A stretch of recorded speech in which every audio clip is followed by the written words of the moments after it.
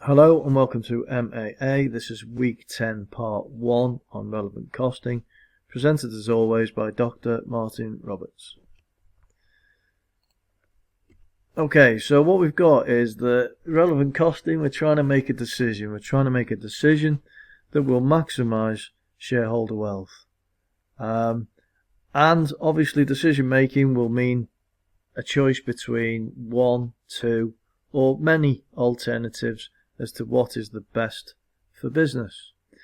And what you've got to realize with relevant costing is that we have this problem in that we are looking at really not so much profit but cash. We have a problem with that looking into the future. A lot of our accounting profit will be affected by things that we have already influenced. So now we're looking at the future and what will really affect our business. So as always, there's a little SEMA definition for you. Again, you don't have to learn it off by heart. You just have to know it's there and what it means.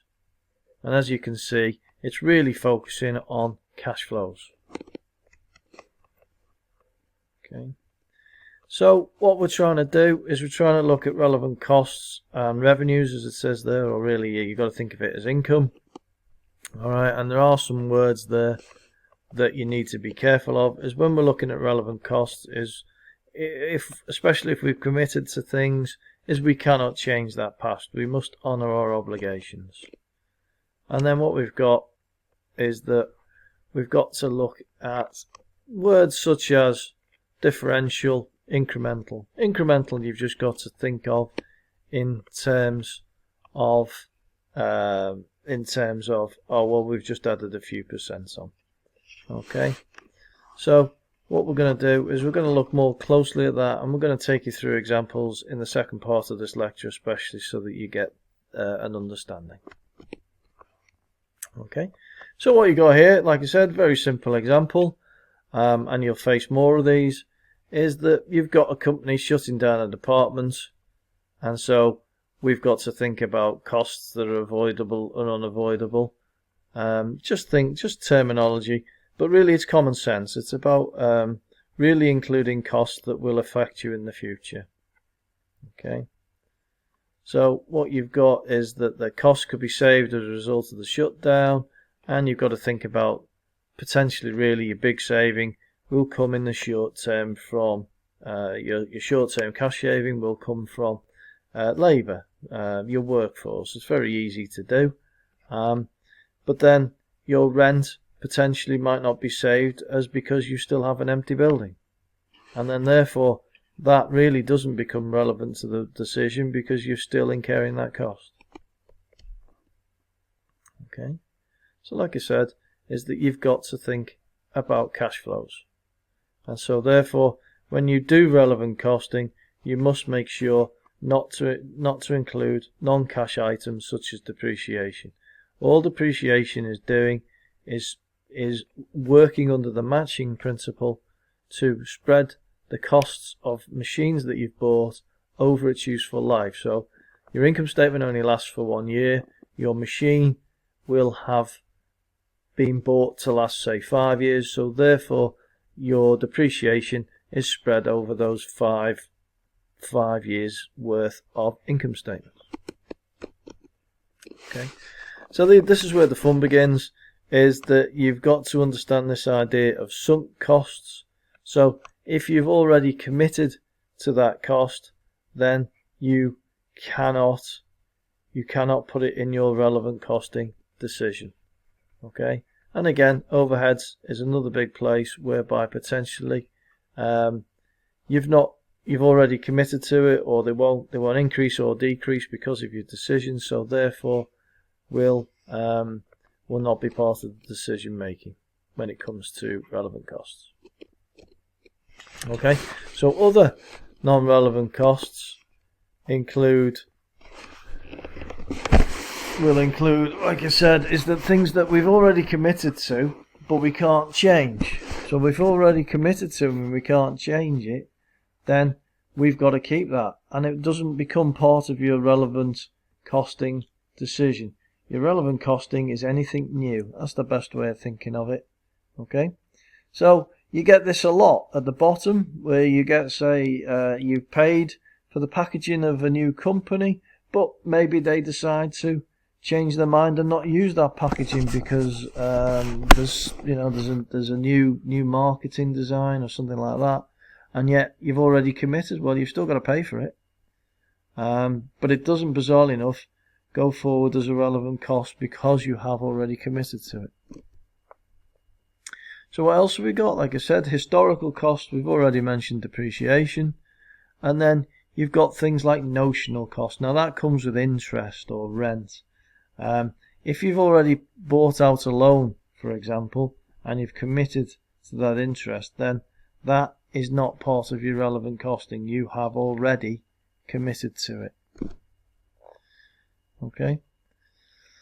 Alright, so what also is new to you is this idea of opportunity cost. Now this sometimes can be very, very intangible and difficult to work out. But this is the cost of not taking an opportunity.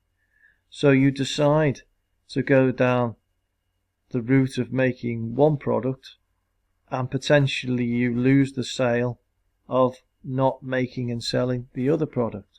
So in relevant costing, this is very, very important, is that although you cost what's already going to be new to you, in terms of the new income and the new costs, is also you've got to take into account any lost opportunity that you may have had. Okay, so an example of that is that you've got skilled labour, okay, and so you need that, okay, and so your problem is that you would lose that loss of contribution, and the way it works is that the cash flows, the whole organisation, the whole opportunities must be taken into account.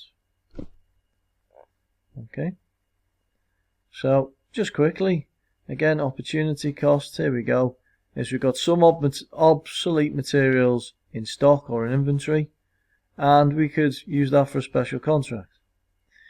If the material is not used on the contract, then it can either be sold back to the supplier for £2, or it can be used in another contract instead of another material that would usually cost £2.20.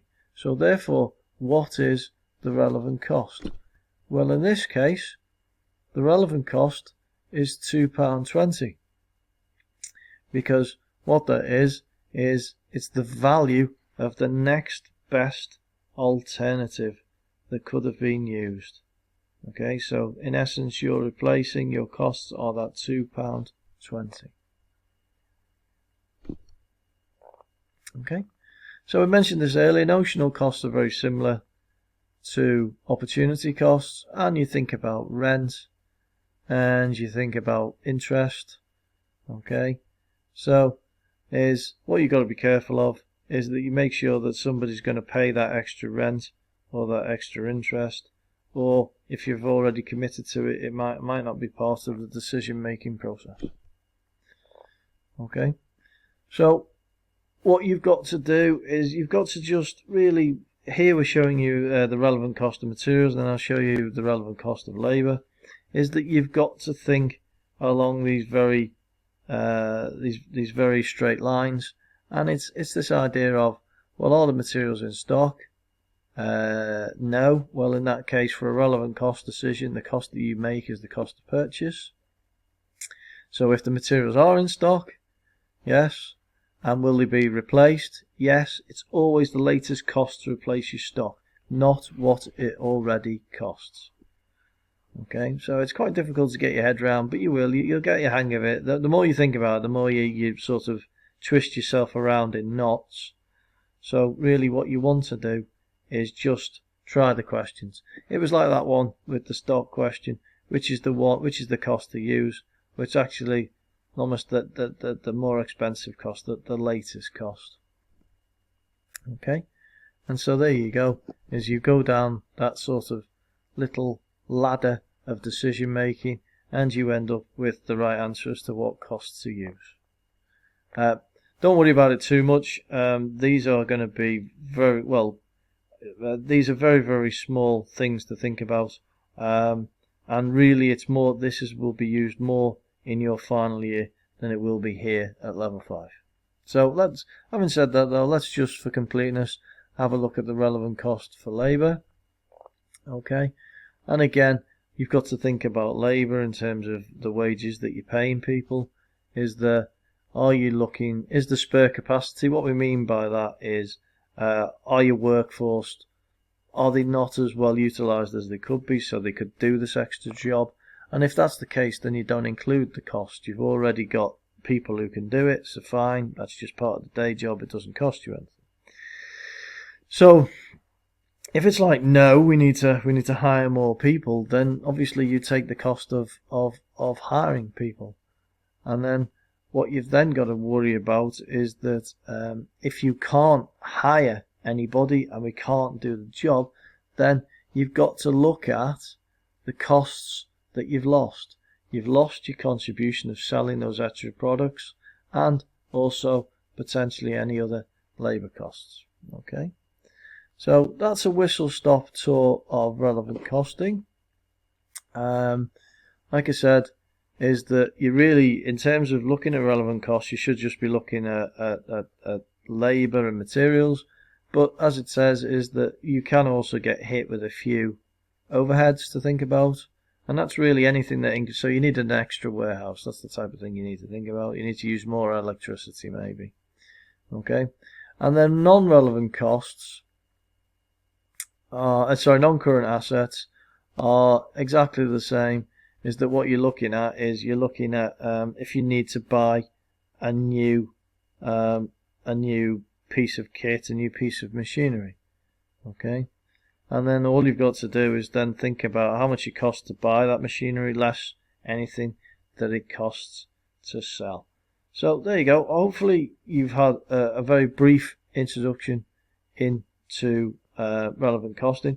It's pretty tricky and can tie you up in knots, but like I said, don't worry about it too much. It's not really for this year. It was just to get you used to the idea of relevant costing. There are some nice questions to look at for the seminar, and it's good fun to be had when we sit and debate those costs. So okay, hopefully I'll show you some examples in the second part of this lecture, and I'll see you all in the seminars. Okay, take care, bye bye.